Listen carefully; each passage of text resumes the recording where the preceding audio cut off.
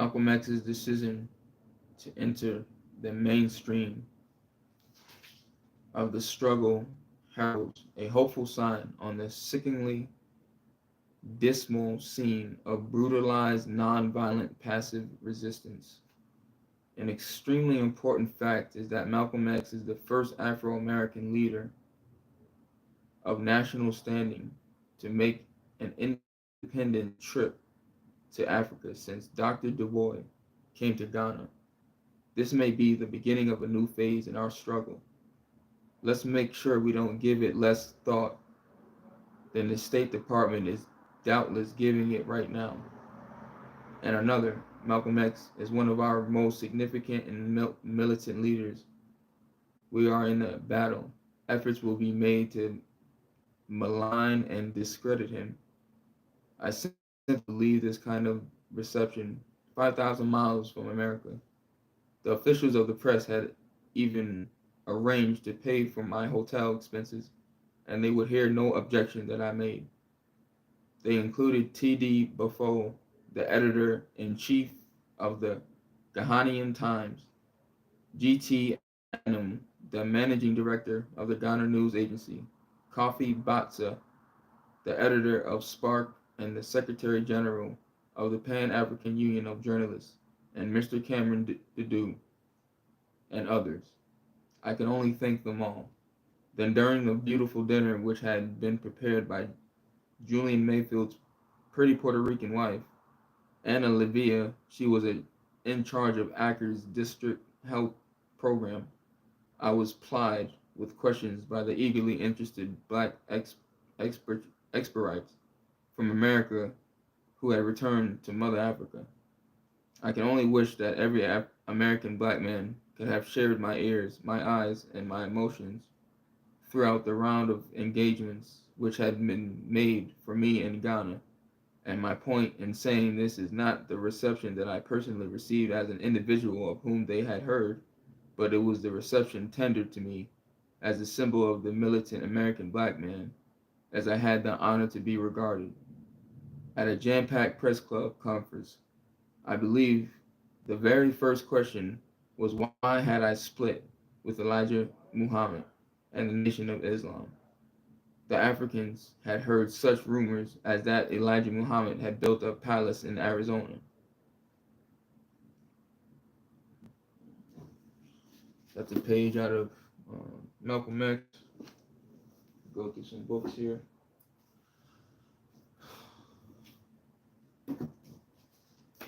This is called Justice Blind by Matthew B. Robinson.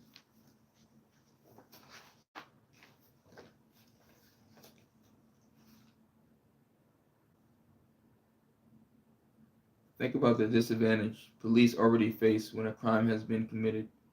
The suspect is typically long gone before the police arrive.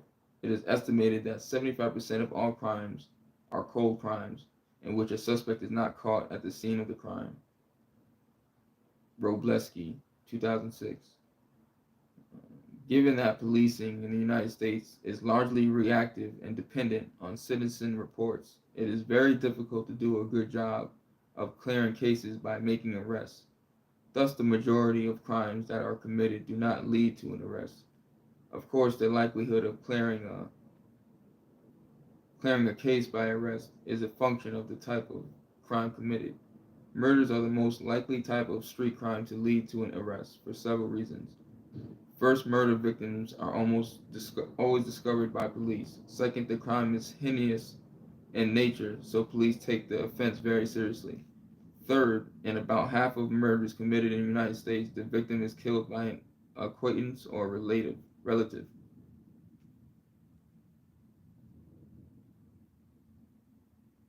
This makes it easier to locate the offender. Other crimes, such as theft, are less likely to be cleared by arrest. Thefts are not always discovered by the victims, even when they may be considered minor or not worthy of calling the police or some other reason. Also, thefts are more likely to be committed by strangers than by people known to the victim, so that locating suspect is much more difficult for the police. The bottom line is that police do not even know about most crimes, even those committed on the street. Estimates suggest the police discover somewhere between 30% and 50% of all street crimes in any given year. Walker, 2005. The remaining 50% to 70% of street crimes never enter the criminal justice network because they are not discovered. The main reason this dark figure of crime remains hidden to the police and thus to the criminal justice network is that many crimes are simply not reported to the police by victims or witnesses.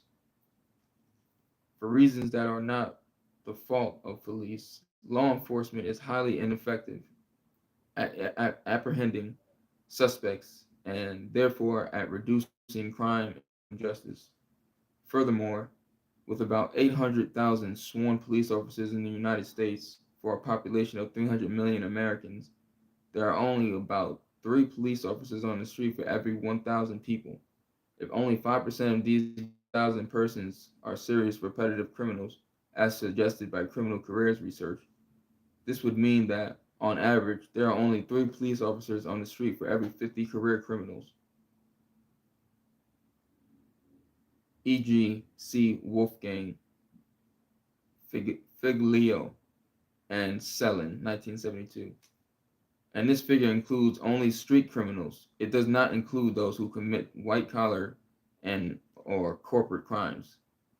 Imagine 2.7 police officers in your community trying to keep up with the criminal acts of 50 career criminals, plus the occasional acts of other citizens who violate the law.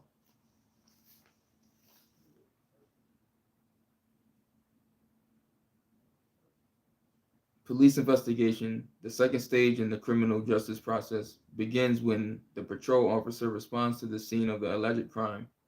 If police determine that the act was not illegal, the case gets filtered out of the criminal justice network and does not lead to the next stage, arrest. If the if the responding officers, if the if the police determine that the act was not legal, the case gets filtered out of the crime justice network, and the responding officers determine that a crime was in fact committed. Their primary job is to solve the crime, which in law enforcement terms equates to making an arrest, ideally a criminal investigation, leads the police to answer the question.